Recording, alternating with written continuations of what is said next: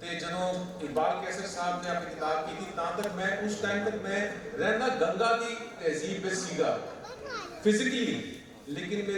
ਮੇਰੀ ਖੋਜ ਚੱਲ ਰਹੀ ਸੀ 17 ਸਾਲ ਦੀ ਉਮਰ ਤੋਂ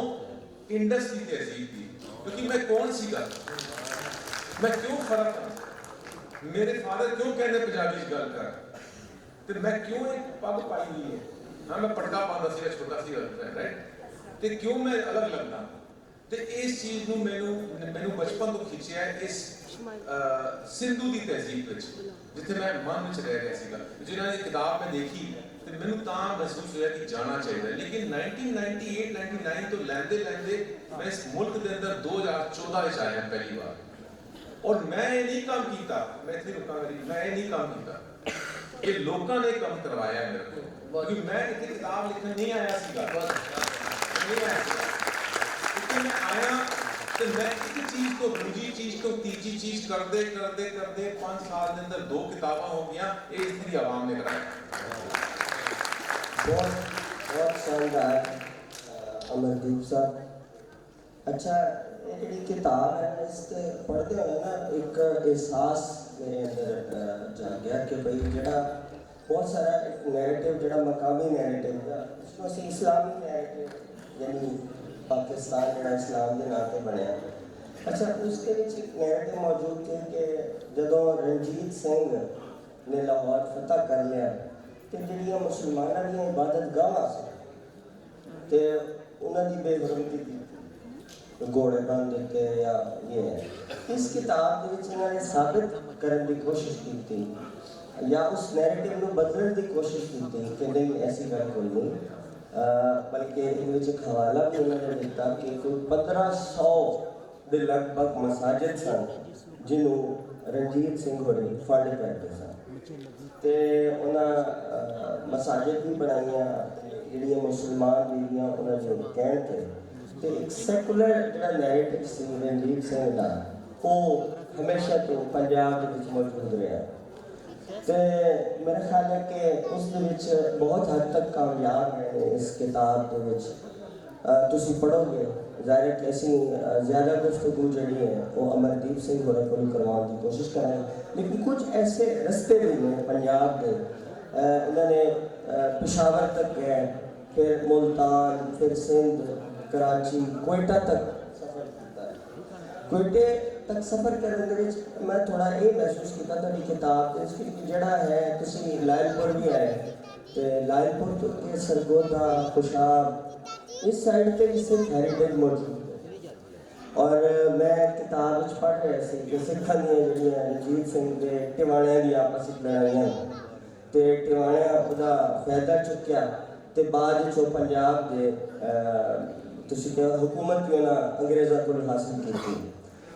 अच्छा, उस जिला शाहपुर ते उत्थे बड़ा अहम शहर है हडाली, जिथों के खशवंत सिंह का पिंड है, उन्होंने स्कूल अज भी उत्थे मौजूद है, उन्होंने घर के आसार भी मौजूद ने, और रेलवे स्टेशन भी मौजूद है जिथे खशवंत सिंह सफ़र करता, तो उत्थे बड़ा पिंड मैं समझदा कि वो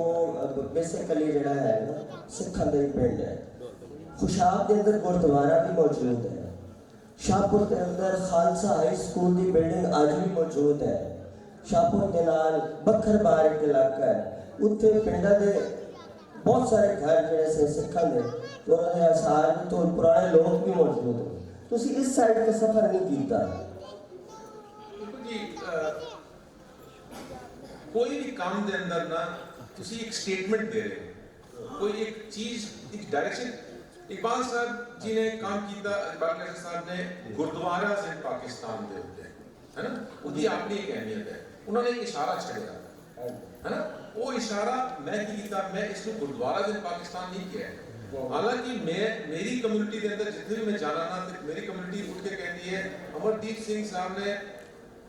गुरुद्वारा से पाकिस्तान उत्ते काम किया। मैं क्या नहीं, मैं किया नहीं गुरुद्वारा से पाकिस्तान। मैं इस किताब का नाम है सिख लेगेसी इन पाकिस्तान, खोई हुई विरासत सिखों का, पाकिस्तान में सिखों का विरसा। विरसा रिलीजन नहीं होता, मजहब जड़ा है एक विरासत के थल्ले की एक लेयर है बस, ABCDEFG लेयर है। इकबाल कैसर साहब ने गुरुद्वारा से पाकिस्तान किया and we thank him for it, but उस नॉलेज से कुछ चीज बनती है। और तुसी गल कर रहे मैं कर देता कोई और उठे, मैं तो कहना कौन एक मुसलमान उठेगा जरा इस्लामिक लेगेसी में डॉक्यूमेंट करे, एक हिंदू कौन उठेगा जो अपनी हिंदू विरासत को मैं डॉक्यूमेंट करे, एक जैन कौन उठेगा जो अपनी जैन विरासत को डॉक्यूमेंट करे। मैं नहीं कर सकता जी, बहुत अच्छे, बड़ा जज्बे नाल तुसी काम कीता। मेरा ख्याल है कि अमरदीप सिंह के इस जज्बे ने जिहड़े लाइलपुर ने लोकी ने वो सलाम करते हैं तो एक मेरा ख्याल है जोरदार तालियां होनी चाहिए अमरदीप सिंह नाल। एक छोटी सी चीज मैं बस कहना चाहना, क्योंकि शायद मानो बुक्स मैंने रिसेंटली मिलियां ने किसी पढ़ना शुरू किया है, मैं नहीं महसूस करता कि किसी जल्दी पूरी किताब पढ़ सकते हो, लेकिन तुम पढ़ते रहो। मैं जो महसूस करना इस किताब के अंदर, देखो जो आज असी डिफाइन करते हैं एक सिख, ਤੁਹਾਡੇ ਮਾਈਂਡ 'ਚ ਇੱਕ ਆਉਂਦਾ ਹੈ ਪੱਗ ਪਾਉਂਦਾ ਹੋਇਆ ਦਾੜਾ ਰੱਖਦਾ ਹੋਇਆ ਬੰਦਾ, ਹੈ ਨਾ। ਮੇਰੀ ਵਿਰਾਸਤ ਇਸ ਤੋਂ ਬਹੁਤ ਵੱਡੀ ਸੀਗੀ। ਇਹ ਨਾਨਕ ਨੂੰ, ਗੁਰੂ ਨਾਨਕ, ਬਾਬਾ ਨਾਨਕ ਨੂੰ ਮੰਨਣ ਵਾਲੇ ਬੜੇ ਬੰਦਿਆਂ ਵਿੱਚੋਂ ਇੱਕ ਥੋੜੇ ਜਿਹੇ ਬੰਦੇ ਸਨ ਜੋ ਮੇਰੇ ਵਾਂਗਰ ਲੱਗਦੇ ਸਨ,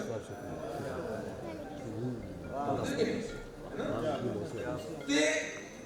unfortunately socio-political situations in the last 150 years in this land of Indus ने काफी चीज़ां खराब कीतियां ने, और एक religious boundary की जिहड़ी hardening होती है हर मजहब के अंदर, जिहड़ी जाने अनजाने एक बाउंड्री क्रिएट कर दी जाती है, उसको टपया नहीं जा सकता, अंदर नहीं आया जा सकता, वो चीज़ साढ़े नाल की हुई है। लेकिन मैं कहना जिहड़ी विरासत जिहड़ी है ना, सिख वर्ड नूं अगर थोड़ा है ना, तो तुसी देखो बाबा नानक का जड़ा एक विरासत है, हर एक हिंदू सिंध का बाबा नानक को मनता है, हर एक हिंदू, हर एक अशोक कुमार, संतोष कुमार जिन्होंने मेरी क्वेटा के अंदर मेरी मदद की, वो भी बाबा नानक को मनते हैं। तुसी बेशक सारे लेंस देखते हो, आज डिफाइंड लेंस, बाउंड्री टूटे हुए लेंस आप देखते हो, वो कहते हो यार हिंदू है, ये सिख है, ये मुसलमान है, एक फलाना है फलाना है, लेकिन उसके अंदर जज्बात की है उस गुरु के पीछे, उसको मैं उस हिसाब नाल देखना। तो मैं एक चैप्टर लिखा है 110 पेजेस अपनी सेकंड बुक के अंदर, नानक पंथीज ऑफ इंडस सिंध। नानक पंथी, पंथ नानक का पंथ, सिर्फ ये सिख नहीं है, खालसा वो नहीं है सिर्फ। ਤੁਹਾਡੇ ਕੋਲ इतनी बड़ी विरासत बैठी हुई है जिसको ना ते आज ईस्ट पंजाब का सिख समझ सकता है, सॉरी ना ही तुसी समझते पे, एक बड़ी बड़ी विरासत बैठी है नानक दी है, ते उसको मैं उस लेंस नाल देखना ना, तो मैनू नजर आंदा है, मैं कहना मेरे बुजुर्ग जेड़े सन मुजफ्फराबाद तो आए सन, ते थल्ले कराची तक ये सिंध का इलाका जड़ा है ना, सिंधु इलाका, ये साडा इलाका सीगा। आज मैनू दुख होंदा है जदों एक चाइनीज डेलीगेशन सिंगापुर के गुरुद्वारे च आंदी है, मैंने क्यों ये फतूर को चढ़िया,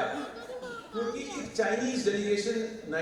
2001 के अंदर सिंगापुर के गुरुद्वारे आई सी, तो उन्होंने दस रहे सन हु इज अ सिख,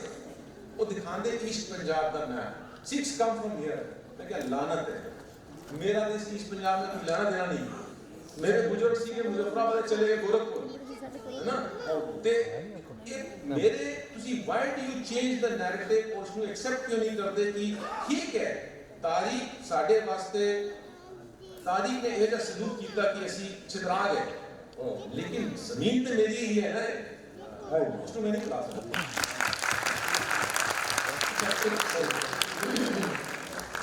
मरदीप साहब जिस तरह मैं पहले ये चुके ਤੁਹਾਡਾ रूहानी जज्बाती और यकीनन एक कल्चर की स्टडी एक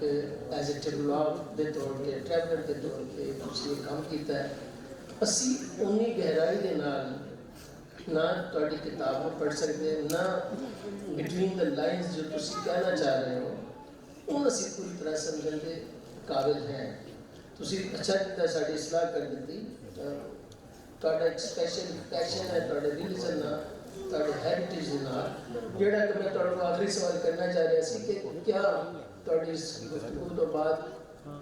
ਅਸੀਂ ਇਹ ਸੋਚੀਏ ਕਿ ਇਹ ਸਿੱਖ ਹੈਰੀਟੇਜ ਹੈ ਜਾਂ ਪੰਜਾਬੀ ਹੈਰੀਟੇਜ ਹੈ। ਸਰ ਇਹਦਾ ਇੱਕੋ ਹੀ ਜਵਾਬ। मैं बहुत बारी इंटरनेशनली जो मैं दो किताबा करने तो बाद ना मैं घट तो घट नहीं between 2015 to 2018 Guru Nanak documentary series का काम स्टार्ट करने तो पहला तो एक काम मुकम्मल होया इसका ये तो उर्दू हम तर्जुमा होने कर रहे हैं ना